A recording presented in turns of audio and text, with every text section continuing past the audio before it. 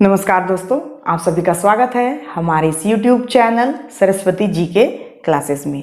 दोस्तों, आज की क्लास में हम एक नया टॉपिक शुरू करने जा रहे हैं जो है झारखंड निर्माण आंदोलन या फिर झारखंड आंदोलन एवं राज्य गठन। ये जो टॉपिक है ये जेपीएससी के पीटी के पेपर 2 के सिलेबस के अकॉर्डिंग है और इससे 2 प्रश्न पूछे जाएंगे जो कि 4 मार्क्स के होंगे। तो इस क्रम में हम जानेंगे झारखंड का निर्माण कैसे हुआ और इसमें किन किन संस्थाओं ने, किन किन संगठनों ने महत्वपूर्ण भूमिका निभाई थी। ऐसे देखा जाए तो भारत के राजनीतिक मानचित्र पर झारखंड राज्य का उदय एक युगांतकारी घटना के रूप में जाना जाता है। ऐसा इसलिए है क्योंकि ये भारत में राज्य निर्माण की प्रक्रिया में चलने वाला सबसे लंबा आंदोलन था। इसकी शुरुआत 1912 ईस्वी में हुई थी और ये 2000 ईस्वी तक चला था। तो इस 1912 ईस्वी से लेकर 2000 तक जो झारखंड निर्माण आंदोलन की जो प्रक्रिया चली है, तो इस के अंतर्गत जितने भी संस्थाएं या संगठनों का निर्माण हुआ और उन्होंने झारखंड निर्माण में कितनी महत्वपूर्ण भूमिका निभाई उसको हम जानेंगे। यानी कि उन सारे संगठनों, संस्थाओं को जानेंगे जिन्होंने झारखंड निर्माण में महत्वपूर्ण भूमिका निभाई है। और इसी क्रम में जो सबसे पहला जो नाम आता है वो है ढाका विद्यार्थी परिषद का। ढाका विद्यार्थी परिषद जहाँ से ही झारखंड निर्माण आंदोलन की शुरुआत होती है या यूँ कहा जा सकता है कि जहाँ से झारखंड अलग राज्य का बीज जो है उसी ढाका विद्यार्थी परिषद में बोया गया।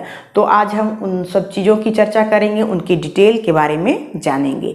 तो आइए शुरू करते हैं आज की क्लास और जानते हैं उन महत्वपूर्ण बिंदुओं को जो एग्जाम पॉइंट ऑफ व्यू से इम्पोर्टेंट हैं झारखंड राज्य निर्माण आंदोलन के क्रम में। तो सबसे पहले ढाका छात्र संघ के बारे में हम जान लेते हैं। ढाका छात्र संघ या ढाका विद्यार्थी परिषद जो है इसकी स्थापना 1910 ईस्वी में सेंट कोलंबस कॉलेज के जे बार्थोलोमेन द्वारा कुछ ईसाई मिशनरियों की मदद से आदिवासी छात्रों की शिक्षा नीति के तहत स्थापना की जाती है। इसमें जो मुख्य भूमिका जो निभाई है 1910 ईस्वी में हुए हैं जे बार्थोलोमन। इन्होंने कुछ ईसाई मिशनरियों के सहयोग से इस ढाका छात्र संघ की स्थापना की थी। फिर 22 मार्च 1912 ईस्वी को पृथक बिहार उड़ीसा प्रांत का गठन किया गया। अब क्या होता है कि 1912 ईस्वी में बिहार राज्य एक अलग राज्य बनाया जाता है 22 मार्च 1912 ईस्वी को। और इसी क्रम में जो जे बार्थोलोमन है वो अपने ग्रुप के साथ ढाका गए हुए रहते हैं विद्यार्थी परिषद की सभा अटेंड करने के लिए। फिर क्या होता है, उसी दिन से बिहार से झारखंड के पृथकीकरण की आंदोलन की शुरुआत जो है वो शुरू हो जाती है। यहाँ क्या होता है कि जब बिहार राज्य को अलग राज्य का दर्जा दे दिया जाता है उस समय बिहार में उड़ीसा और झारखंड का प्रांत शामिल था।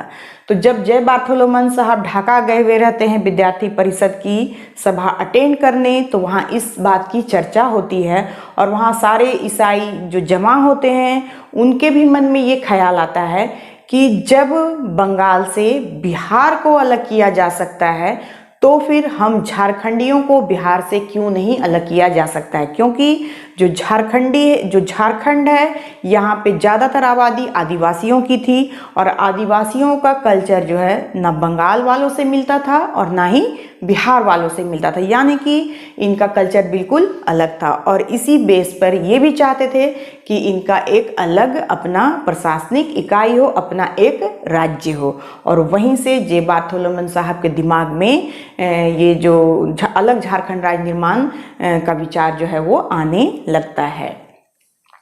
फिर झारखंड के पृथक्करण आंदोलन के बीच सुदूर ढाका में ढाका विद्यार्थी परिषद की सभा जो कि 1912 ईस्वी में हुआ था वहीं पे बोए गए। इसी ढाका विद्यार्थी परिषद से इसकी शुरुआत होती है। ऐसा माना जाता है कि अलग झारखंड राज्य का बीज जो है वो ढाका विद्यार्थी परिषद सभा में ही बोया गया था। फिर एंग्लिकन मिशन के जे बार्थोलोमन ने 1912 ईस्वी में क्रिश्चियन स्टूडेंट ऑर्गेनाइजेशन की स्थापना की। अब क्या होता है कि जे बार्थोलोमन साहब जब वहाँ से वापस आते हैं तो उनके दिमाग में विचार चलता रहता है और यहाँ आते ही के साथ ही वे क्या करते हैं कि 1912 ईस्वी में ही क्रिश्चियन स्टूडेंट्स ऑर्गेनाइजेशन की स्थापना कर देते हैं। इसका शॉर्ट फॉर्म है CSO, क्रिश्चियन स्टूडेंट्स ऑर्गेनाइजेशन। इसकी स्थापना 1912 ईस्वी में जे बार्थोलोमन साहब के द्वारा किया जाता है। और इस ऑर्गेनाइजेशन का मेन उद्देश्य उस समय क्या था, यानी कि आरंभिक उद्देश्य क्या था? तो आरंभिक उद्देश्य तो था गरीब ईसाई विद्यार्थियों की मदद करना। यानी जब इस ऑर्गेनाइजेशन की स्थापना की जाती है उस समय इसका मेन उद्देश्य था जो गरीब ईसाई थे, स्टूडेंट्स थे, उनकी मदद करना। और ये मदद ये किनसे चाहते थे? तो अंग्रेजों से चाहते थे। बाद में इसके सदस्यों ने इसे झारखंड के आदिवासियों के सामाजिक एवं आर्थिक कल्याण का साधन बनाया। ये तो मेनली स्टूडेंट्स के लिए बनाया गया था, लेकिन बाद में धीरे धीरे इनके सदस्यों के द्वारा इसे एक नया मोड़ दे दिया जाता है और इसे आदिवासियों के सामाजिक एवं आर्थिक कल्याण का साधन जो है बनाया जाता है। फिर 1915 ईस्वी में BA पास करने के बाद जे बार्थोलोमन संत पॉल स्कूल के शिक्षक बन जाते हैं। अब क्या होता है कि इन्होंने CSO की स्थापना की और जो गरीब ईसाई आदिवासी बच्चे थे उनकी ये मदद करने की कोशिश करते रहे इसके द्वारा। और फिर यहाँ से जब इसके बाद ये है ग्रेजुएशन इन्होंने कंप्लीट की। इनकी ग्रेजुएशन पहले कंप्लीट नहीं हुई थी, ये इंटरमीडिएट में रहते हुए इन्होंने ये सारे काम किए थे। और जब इनकी ग्रेजुएशन कंप्लीट हो जाती है 1915 ईस्वी में, उसके बाद ये जो है संत पॉल स्कूल रांची में शिक्षक बन जाते हैं और उसी में ये बिजी हो जाते हैं। और इसी के दौरान क्या होता है कि इस संगठन में नए नए लोग जो है वो जुड़ते चले जाते हैं। जो जे बार्थोलोमन साहब हैं वो ज़्यादा ध्यान अपने ऑर्गेनाइजेशन पे नहीं दे पाते हैं और अपने अध्यापन पर ये ज़्यादा ध्यान रखते हैं, जिसकी वजह से इस संगठन में नए नए लोग जुड़ने लगते हैं और बाद में उन लोगों के द्वारा जे बार्थोलोमन को इस संगठन से बहिष्कृत कर दिया जाता है। तो ये CSO जो है ये यहीं तक चलता है, इसका सफ़र CSO का सफ़र जो है यहीं पे समाप्त हो जाता है। फिर क्या होता है कि छोटा नागपुर उन्नति समाज, जिसकी स्थापना 1915 ईस्वी में जे बार्थोलोमन साहब को CSO से बहिष्कृत कर दिया जाता है। और उसके बाद 1915 ईस्वी में ही जो CSO है उसका नाम बदल दिया जाता है और उसका नाम कर दिया जाता है छोटा नागपुर उन्नति समाज। इसकी स्थापना वर्ष है 1915 ईस्वी। 1915 ईस्वी में एंग्लिकन मिशन के बिशप कैनेडी के सुझाव पर क्रिश्चियन स्टूडेंट्स ऑर्गेनाइजेशन का नाम बदलकर छोटा नागपुर उन्नति समाज कर दिया जाता है।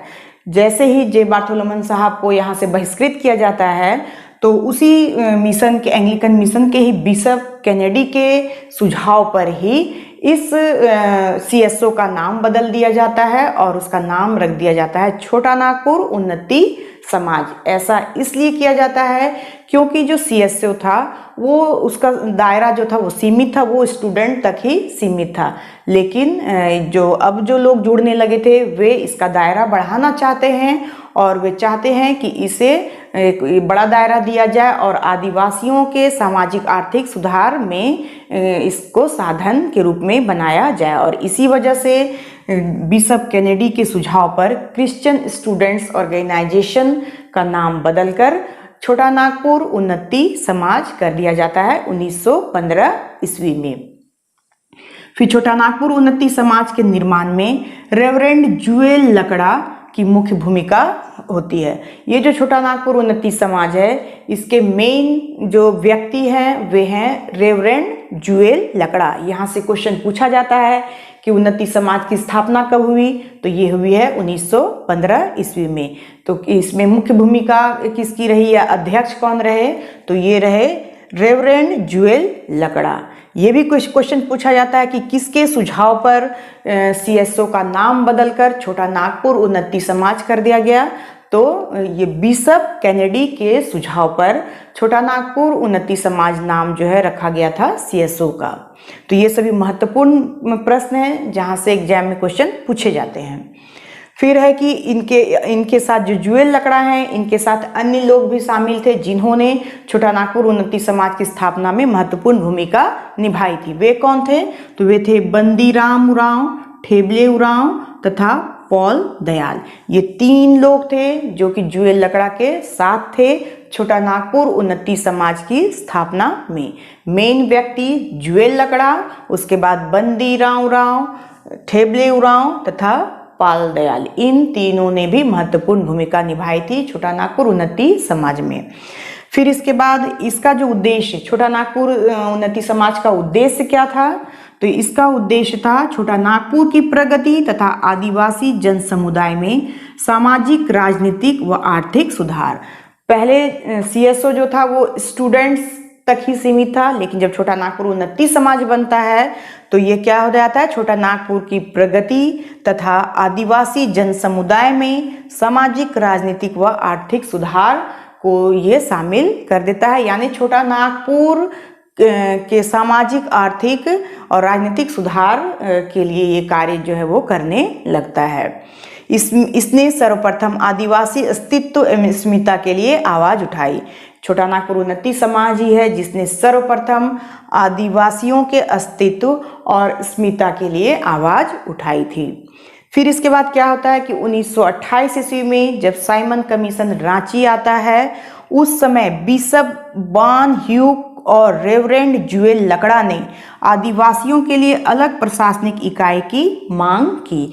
यहाँ से झारखंड राज्य निर्माण की प्रक्रिया जोर पकड़ती है और जो बिशप बॉन ह्यूक थे वे और जुएल लकड़ा, इन दोनों ने मिलकर एक ज्ञापन सौंपा था साइमन कमीशन में, और उन्होंने ईसाइयों के लिए अलग प्रशासनिक इकाई की मांग रखी थी। भले ही उसे नज़रअंदाज कर दिया गया हो, लेकिन इनका जो मांग था वो बहुत ही महत्वपूर्ण मांग था और आगे चलकर उसने एक बड़ा रूप लिया और झारखंड राज्य का निर्माण हुआ। ऐसा नहीं है कि छोटा नागपुर उन्नति समाज के ही दम पर हुआ, लेकिन शुरुआत हुई थी यहीं से, जब इन्होंने ईसाइयों के लिए, आदिवासियों के लिए, ईसाइयों के लिए एक अलग प्रशासनिक इकाई की मांग रखी थी साइमन कमीशन के सामने। लेकिन उस कमीशन में इस ओर बिल्कुल भी ध्यान नहीं दिया गया, लेकिन फिर भी इनका जो रोल है वो महत्वपूर्ण रहा है झारखंड राज्य निर्माण आंदोलन में।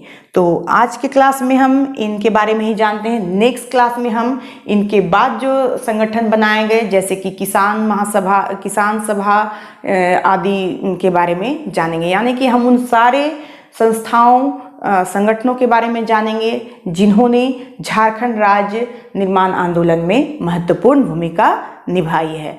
तो आज के लिए बस इतना ही। नेक्स्ट वीडियो में हम फिर इसके नेक्स्ट पार्ट के साथ मिलते हैं। तब तक के लिए धन्यवाद। जय हिंद, वंदे मातरम।